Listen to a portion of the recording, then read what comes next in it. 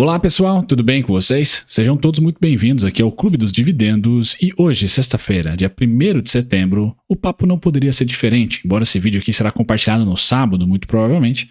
Falarei sobre a Vale. Brunão aqui no Clube dos Dividendos no YouTube comentou em diversos vídeos para vocês. Pessoal, sazonalidade no minério de ferro tá para começar a aquecer ali para a segunda quinzena de setembro. Pois bem, pessoal, acho que queimou a largada e eu errei, né? Já no final de agosto tivemos uma boa largada de alta aí para o minério de ferro e a Vale veio junto.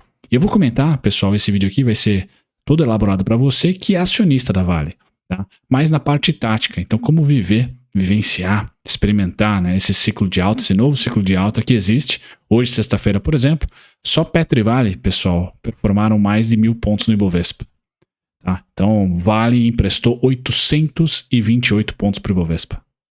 A Petrobras não passou dos 400, então Vale foi o dobro da Petrobras hoje em relação ao seu percentual, a sua contribuição para a alta do Ibov. Tá? Então, parabéns para você, acionista da Vale, vamos falar sobre ela. As pautas do vídeo serão notícias, fluxo de notícia positivo para a Vale, certo? Bastante fluxo de notícia positiva, alguns não só notícias, não só dados econômicos, mas também fato na economia real aqui do primeiro semestre. Tá? Então esse gráfico eu vou explorar bastante com vocês.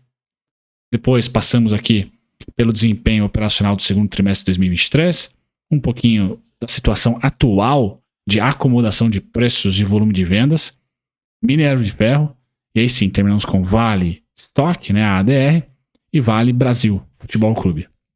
Beleza, pessoal? Essas serão as pautas do vídeo. Disclaimer na tela. Convido a todos a se inscreverem aqui no canal. Pessoal, o Clube dos Dividendos fala de small cap, fala de ações de valor, fala de Vale, fala de Petro. Então deixe um comentário, uma empresa qualquer, que eu vou sim ler o seu comentário e analisar e postar aqui o vídeo. Recentemente eu parei um pouquinho de postar porque estou na correria aí, parceria com Genial, também aqui investindo em um novo treinamento educacional para o canal, para compor aqui uma demanda que vocês me pedem de análise técnica. Pois bem, mas eu volto e respondo e sempre anoto. Tá? Mesmo que eu não responda, eu sempre anoto o seu comentário para fazer o vídeo sobre o ativo que você me pediu.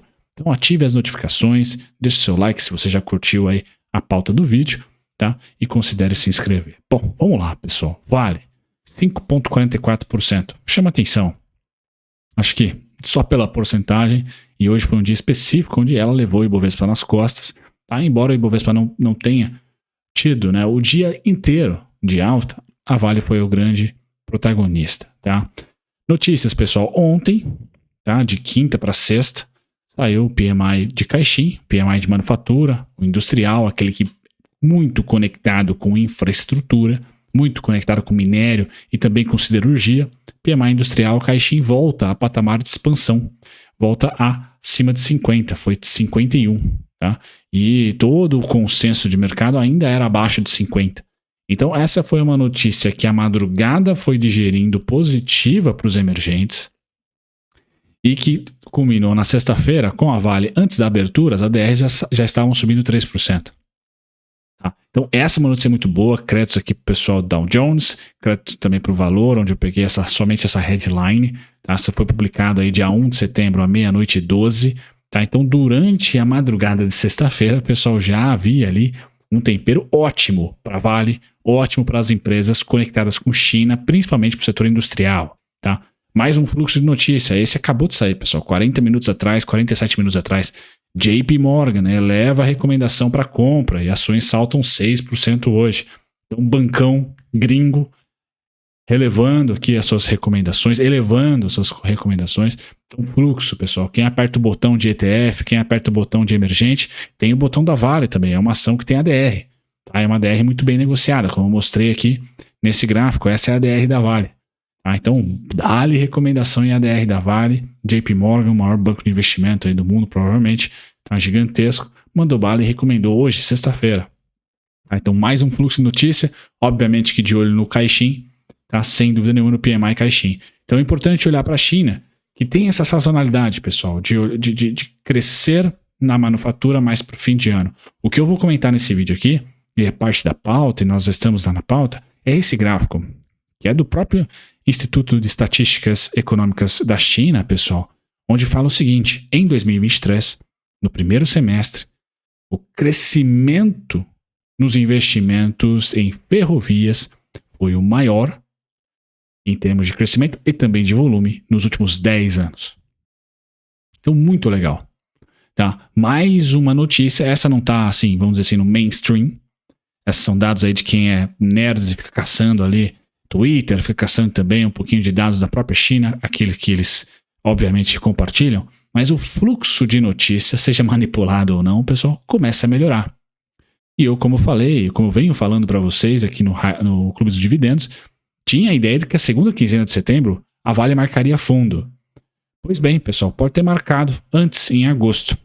Lógico que eu vou ser pragmático, lógico que eu vou ser cético, tá, com o momento da Vale atual. Então você que está investindo, vou falar para vocês suportes abaixo das mínimas de agosto, também que são possíveis e prováveis de acontecer com a Vale, dentro de um mundo ainda, vamos dizer assim, bem travado entre crescimento, estagflação, recessão. Tem muitas teses sendo jogadas, tá, e dados que começam a ser dúbios. Não só nos Estados Unidos, um é fraco, outro é forte, mas também China. Tá? Apesar da reabertura, nem todos os dados são a maravilha. Este recentemente, da narrativa atual, da alta de 6%, é um fato. PMI Caixin, pessoal, volta a ser expansivo. A indústria chinesa volta a crescer trimestre a trimestre. Tá? Isso é importante.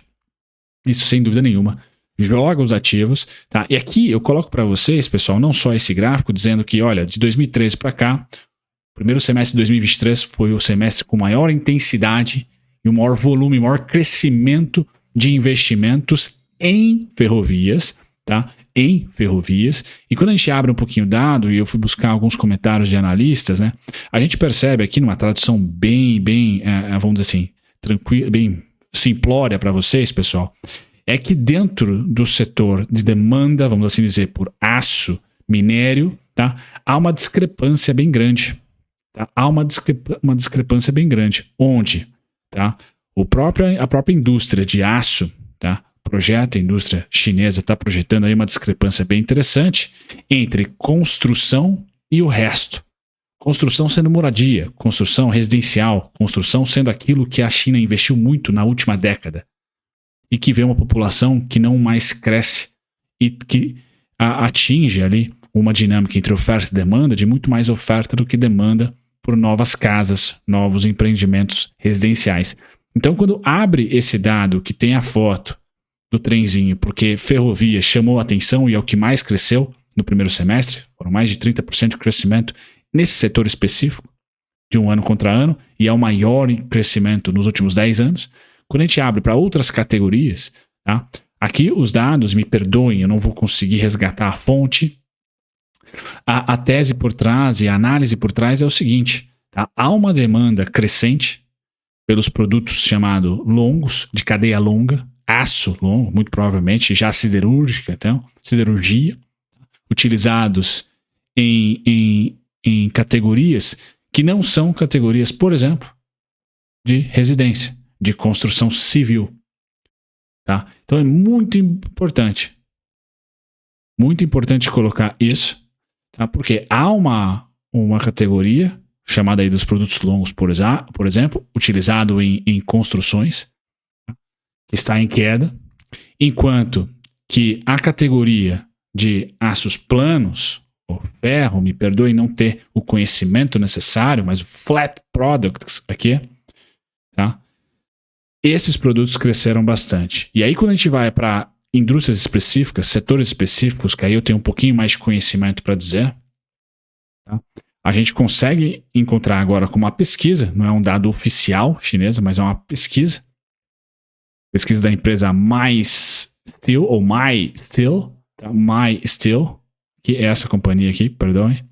Deixa eu grifar para vocês, caso vocês queiram pesquisar, de repente assinar algum tipo de relatório aí, quem gosta de gringo, tá? Então, a partir da pesquisa feita pela MySteel, tá?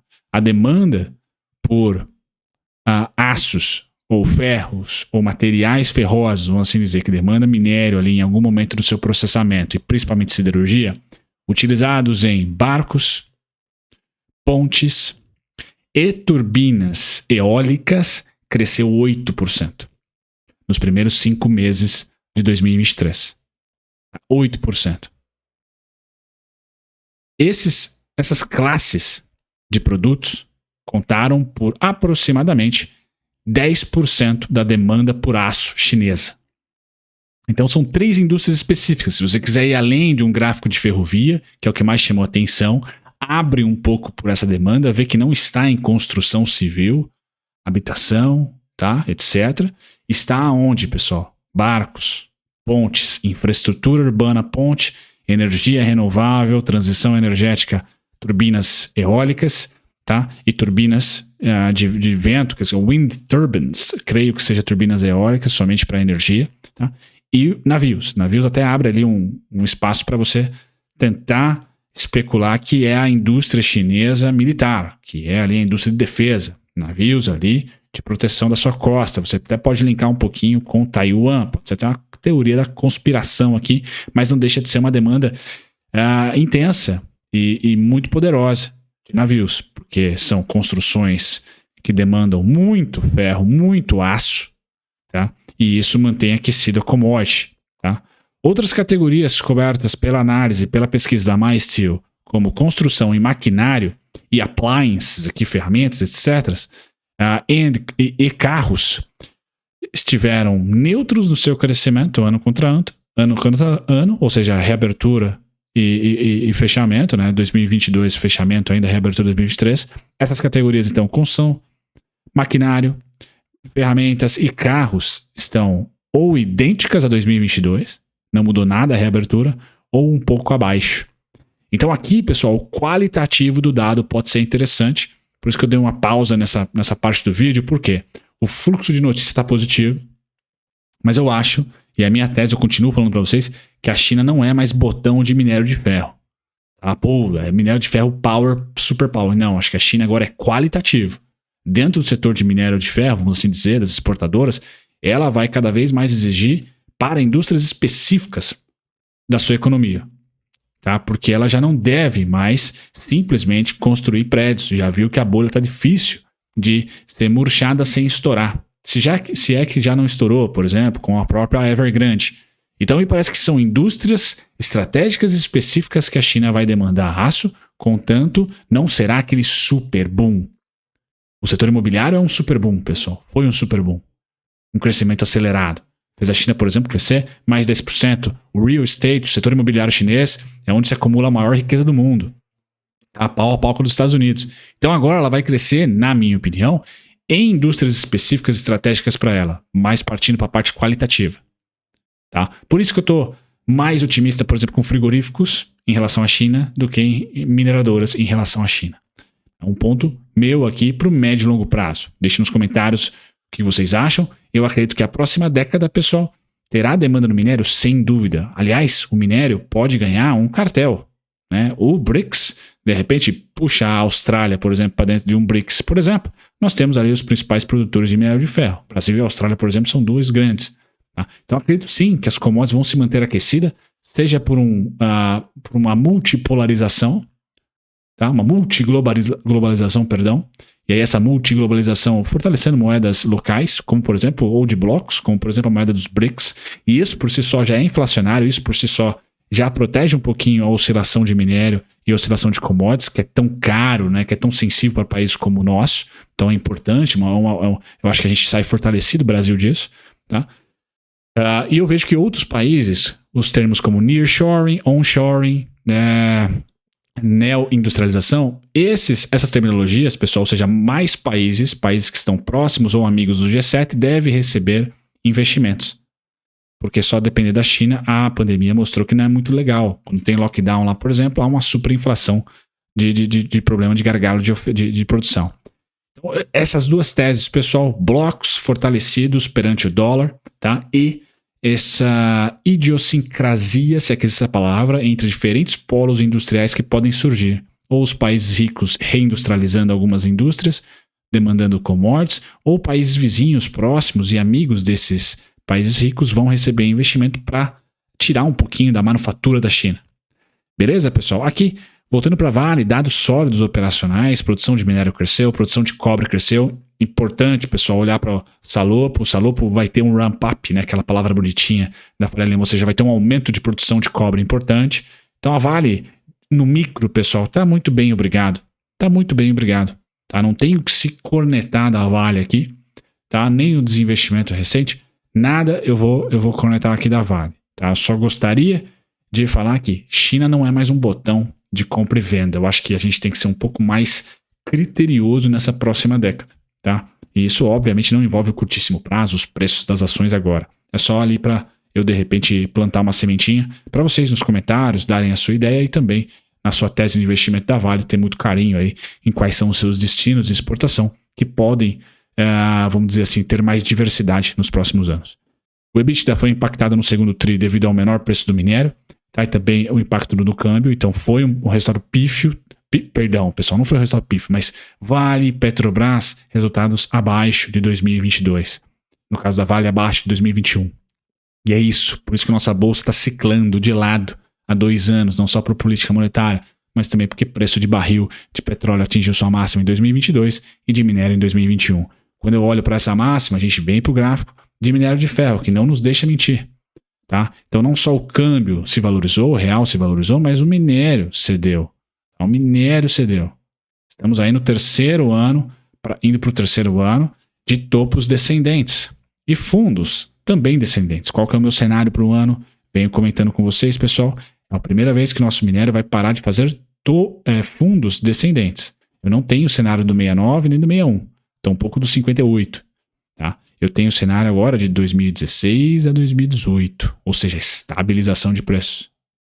Portanto, sempre que o minério esse ano, pessoal, chegar nas máximas da minha estabilização, eu vou dizer, pessoal, não é muito interessante aumentar os aportes. E nós estamos fazendo aqui uma consolidação nesse momento, onde eu tenho esses principais pontos em vermelho aqui.